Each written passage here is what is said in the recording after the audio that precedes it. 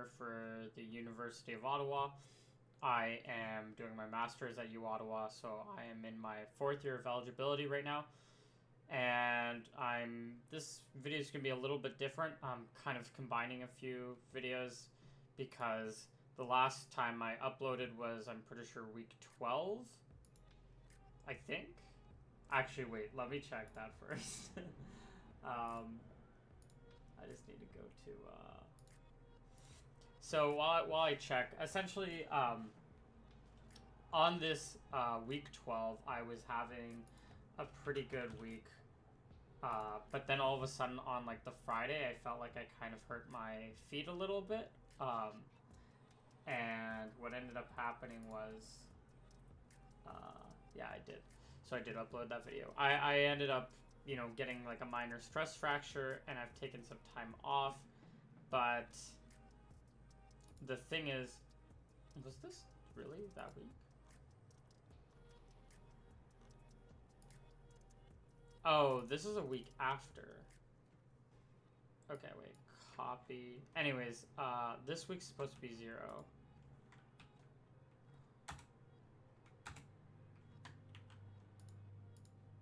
Let's just do this.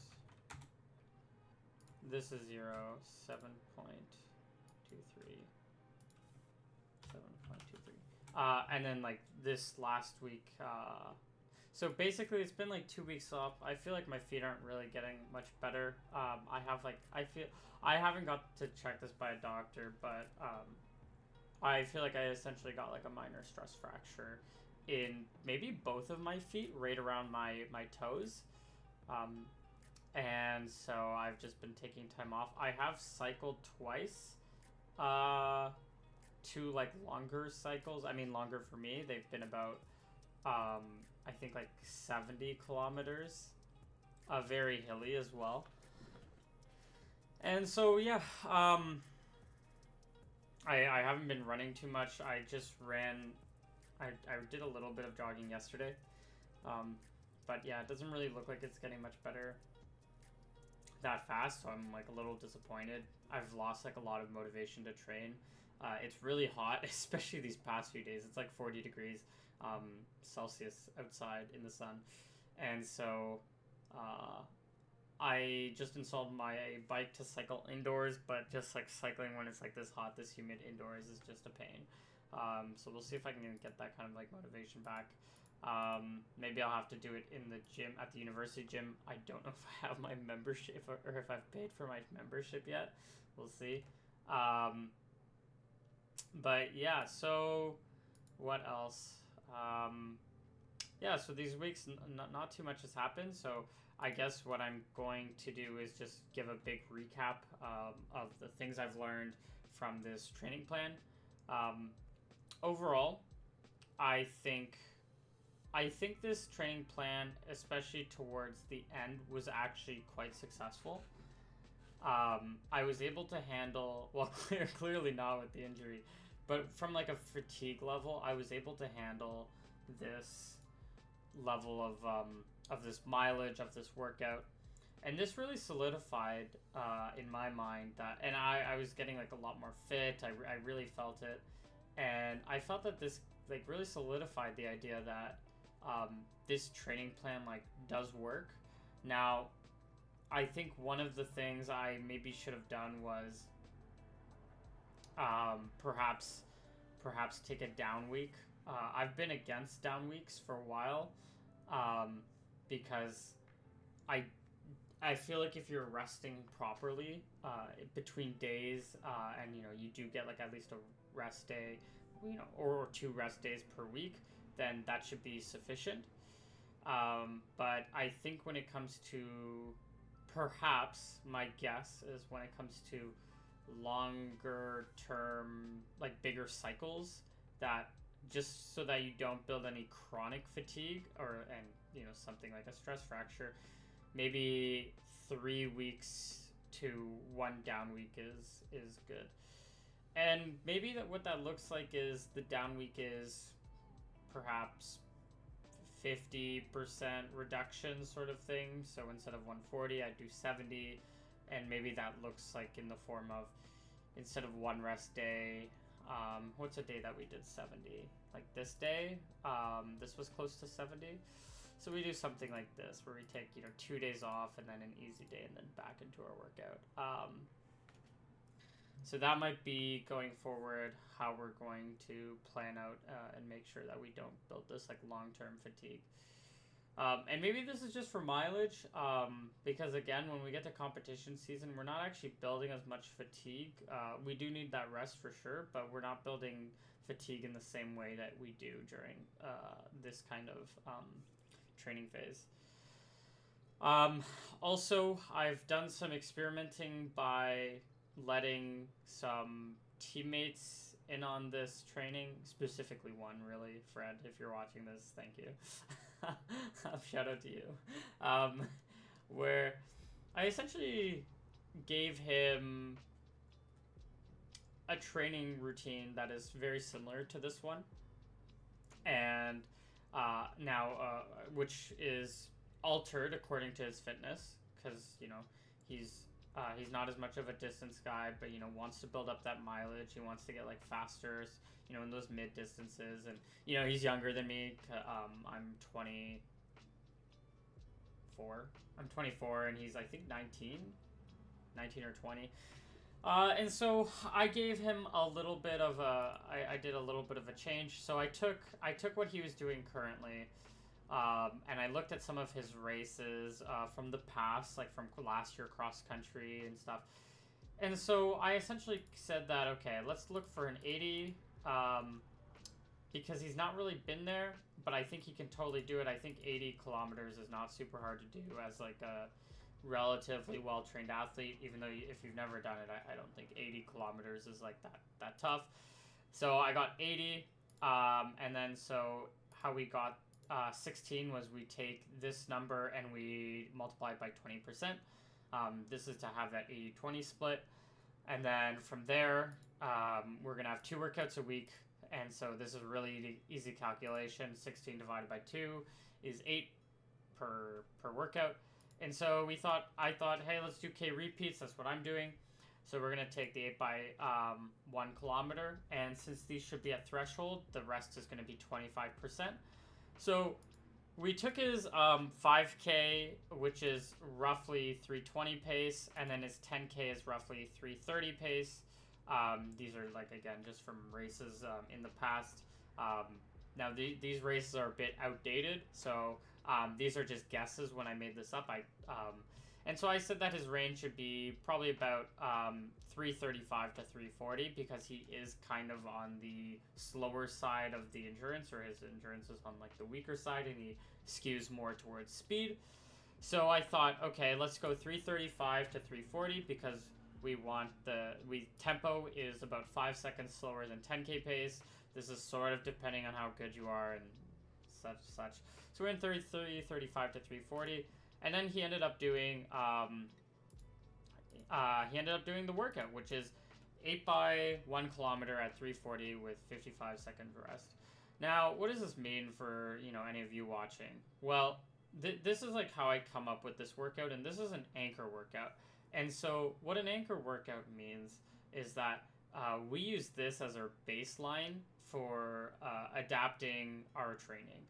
So every single week, Fred, in this case, should be able to hit 80 kilometers, 2 workouts a week, and each workout is this. He should be able to do that every single week. Now, and he has gone on to do 80, 90 kilometer weeks, like since I've talked to him about 3-4 weeks ago, I think. And so, when we first do this program, we see that, hey, 80 kilometers, like doing this workout is like really tough with 80 kilometers. So maybe 80 kilometers is too much. Because he definitely thinks the workout is doable, so he was doing the workout at 335 per K. And so what we do from there is, okay, let's say 80 kilometers is too much. We're going to do the same workouts, but we're going to do 70 or 75 kilometers or something. And if that's fine, then we're good. Because we know the workout's very doable. Now, once like 80 is achievable, we're gonna start. What we want to see is we want to find consistency. So, is this work? Is this training program sustainable? Of like just this 1 week schedule. So we do this 2 or 3 times, like 2 or 3 weeks. And if he's able to, oh, I feel like my camera's off center. It's okay. If he is, or if you do something similar, if you're able to do this over 3 weeks without getting injured, then this means, and you feel like these workouts are relatively hard, not like your hardest, but just relatively hard, then we can take it to the next step. How do we take it to the next step? Well, the first thing we want to do is we look at the workout. So in this case, the workout, the first thing that we want to be changing first is the rest. So for here, the rest is already pretty short. It's 55 seconds. Can we make this shorter? Perhaps. Perhaps we can. So what happens if we move this maybe to 45 seconds or to 30 seconds? How much harder does this workout? How much harder is this workout? The second thing that we can look at is duration of rep, but not total volume. So, for example, we're doing 8K of work. What about instead of 8 by 1K, we do 4 by 2K? Again, these are threshold work. This is a threshold pace. So it's actually fine if we move it to 2K if we do something radical, like changing to 2K reps rather than 1K reps. Now, if you're doing something like at 5K pace, this is very different. I do not advise doing this kind of change for faster paces. Again, threshold, this is like, if he had to race, he could hold this for an hour, in theory. Because, yeah, anyways, just based off his other times. So we have, 4 by 2K. The next thing we can change is total volume. And this shouldn't be too dramatic, so instead of doing 8 by K, maybe try to do 9 by K. So that's like the next thing. That's about it. And then the fourth thing that we change is duration plus volume. So yeah, I think that's right. So instead of doing 8 by 1K, we'll do 8 by 1200. So that's a little bit, it's both harder because it's 200 meters longer, but it's also more duration total. It's not 8K, it's now like 9.4K or 9.6K, which is a lot more. So that's the first thing we do, or the fourth thing we do. The last thing we're going to change, or I guess the second last thing we're going to change, there are two things that you can sort of play with. One is going to be speed, so bringing it down from 335 to maybe 330. The other one is just weekly volume, and so this one you kind of have to play with, going back and forth. It sort of depends what your weekly volume goals are. So if you want to, I believe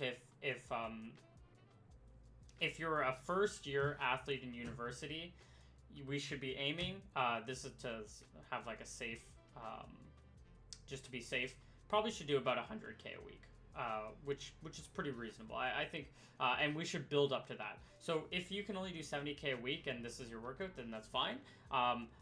We're not going to be changing the workout at all. We're just going to be slowly increasing the weekly volume from like the 70, the 50, the 60, 80, 90, whatever that number is, up to 100.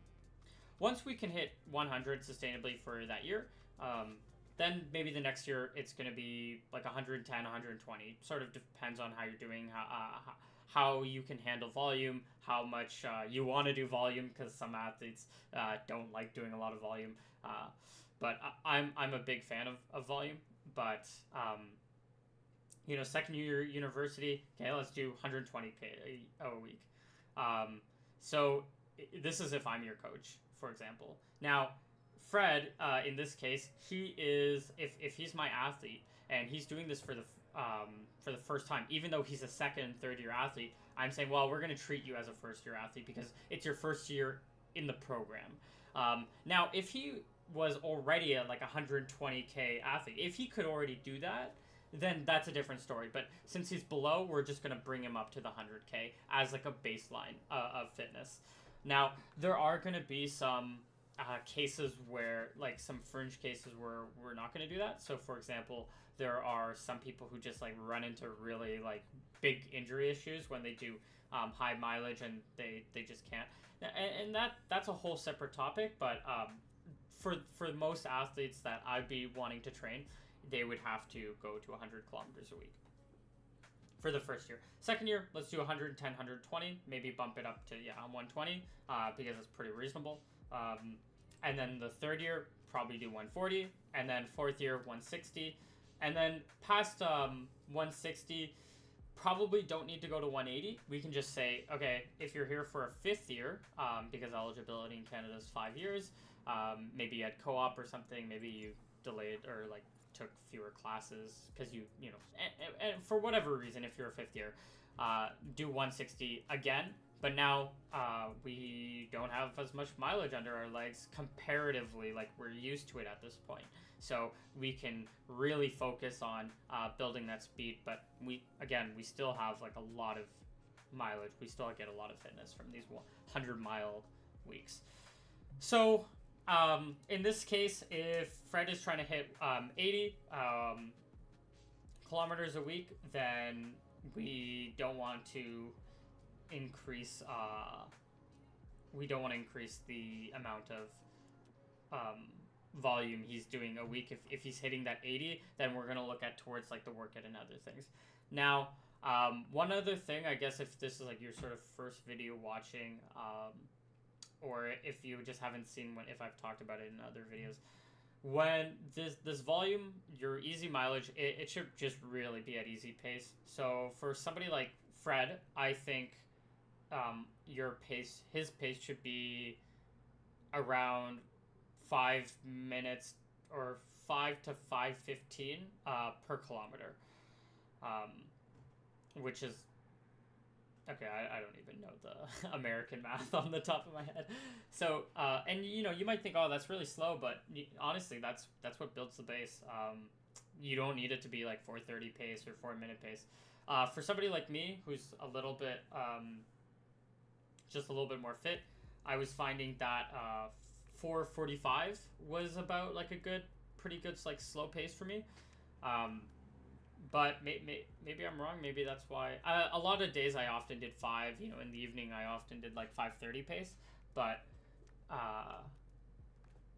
excuse me. Yeah, that's what I would be suggesting.